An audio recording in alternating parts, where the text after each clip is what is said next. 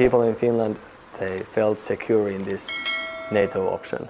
And now that something bad was happening nearby, it didn't seem like the NATO option wasn't as simple as it had been before. Finnish people weren't that certain about our ability to evade war if Russia were to turn more aggressive towards us. The proximity of Russia and almost 1,000 miles of border between us and them dictated that we needed to be quite careful in our relationship with them and the West. Our army is quite strong for such a small nation. We are only 5.5 million people. Our army is considered to be quite capable. We're one of the last countries in Western Europe still doing the conscription, so we have huge reserve and some of us are quite active.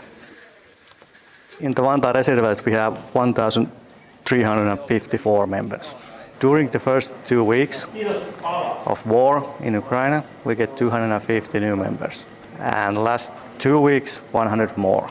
So 350 altogether in 1 month. Because of the Ukrainian events, people want to get prepared.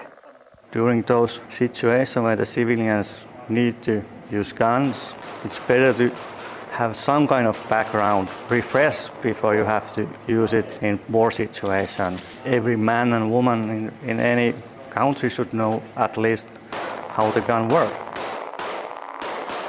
So we just learn how to handle the guns.